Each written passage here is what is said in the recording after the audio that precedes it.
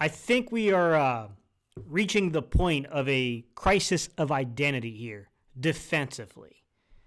I'm going to tell you my opinion on something that I think I'm right about, which is this idea of winning the big play rate, winning the turnover battle, and stopping the run with no more than 6 defenders, as many plays as possible, dropping 5 guys into coverage. And if you can stop the run with less than 6 and drop more than 5 in coverage, we'll do it. In my opinion, ladies and gentlemen, this is more of a philosophical approach that's set forth by the front office more than it is coaching points. Now, that doesn't mean that I don't think the coaches don't believe in it. I think they absolutely believe in it, or they wouldn't have the job.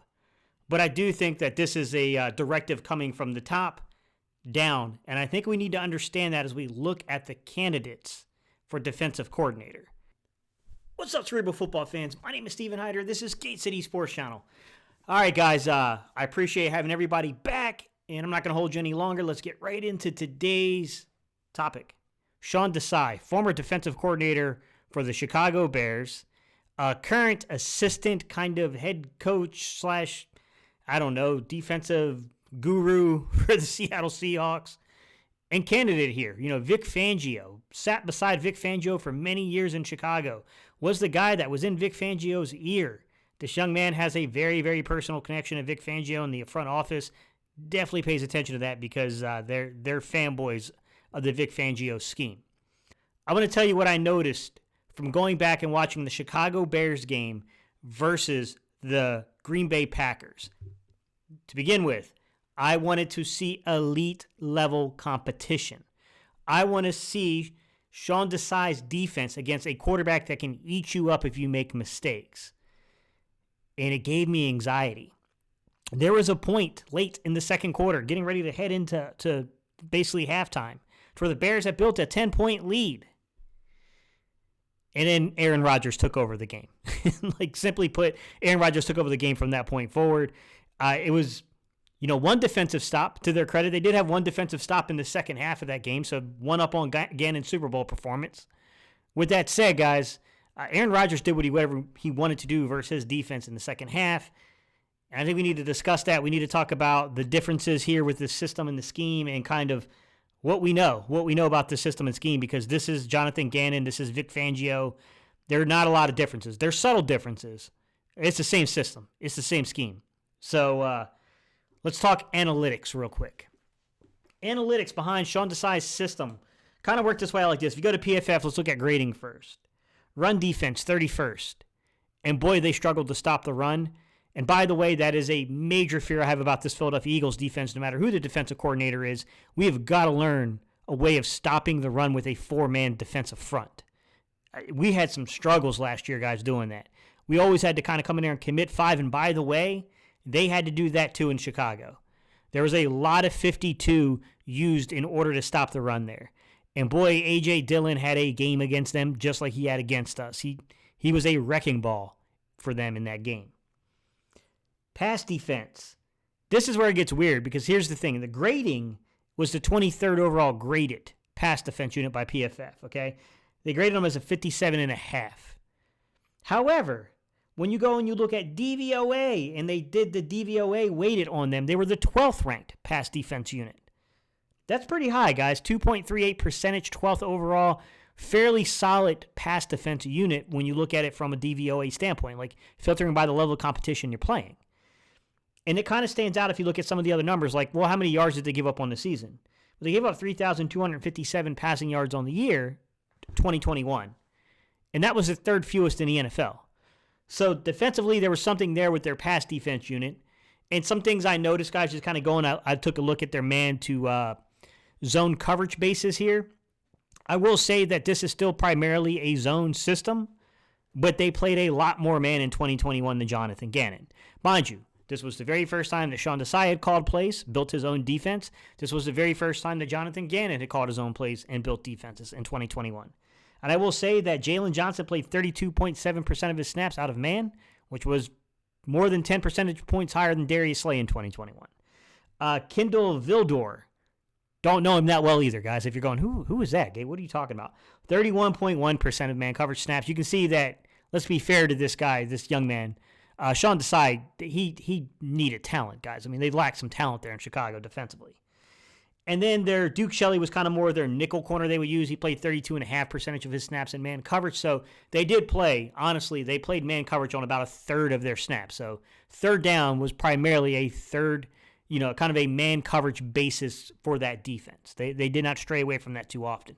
To be quite honest, sometimes to their detriment. There was one play in particular where they got taken and eaten up on a man coverage snap where they found the weakest defender on the field.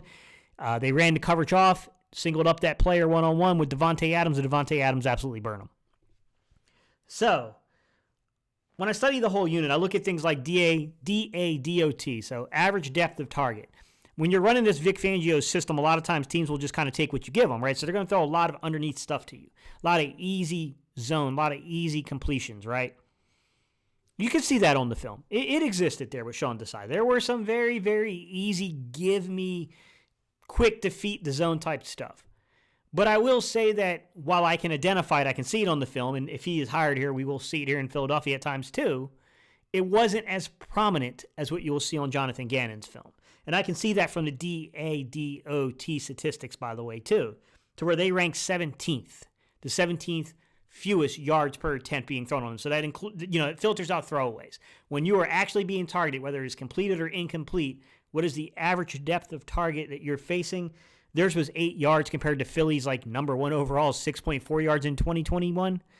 So obviously you move the coverage up a little bit. It causes quarterbacks to have to hold the ball a little bit longer on a more consistent basis.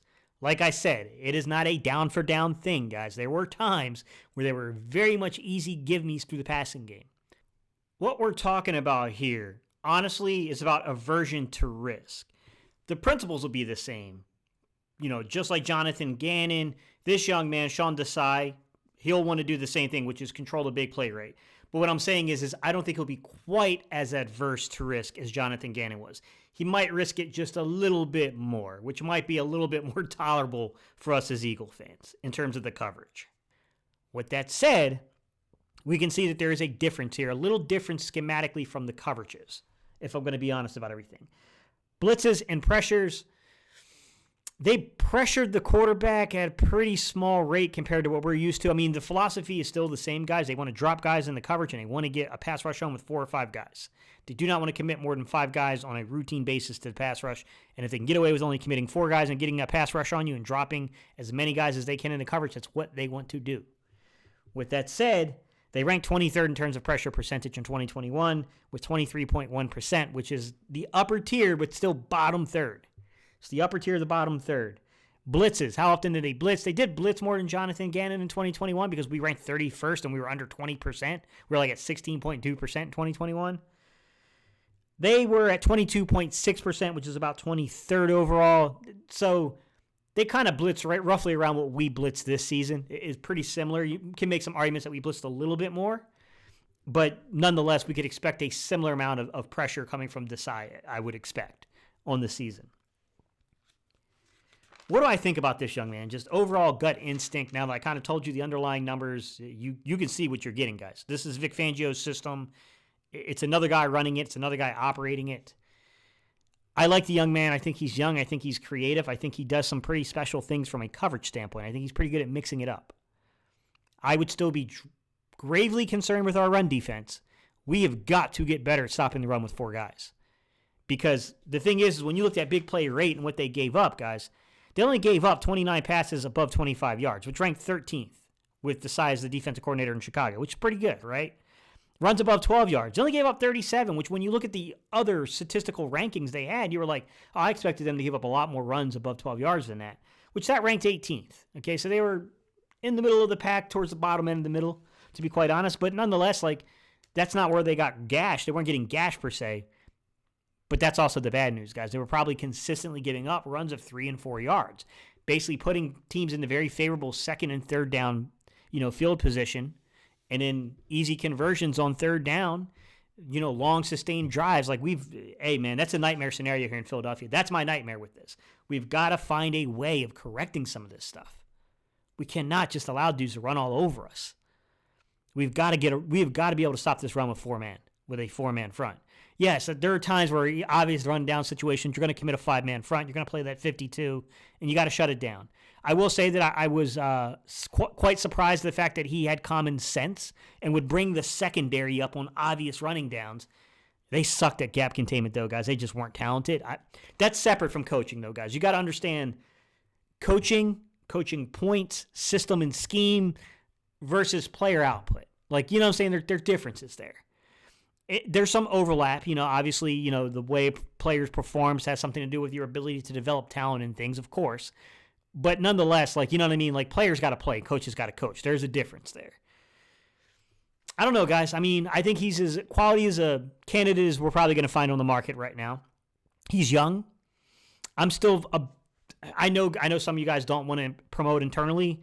I think the players love Denard Wilson for a reason. I think Denard Wilson gives you everything that Sean Desai does. They're both young. Neither one of these dudes are overly experienced calling plays, but Sean Desai does have at least 1 year experience as a play caller. With that said, man, I mean, it's up to the organization, guys. I mean, I'd be okay with either hire, whether it's Sean Desai, whether it's Denard Wilson.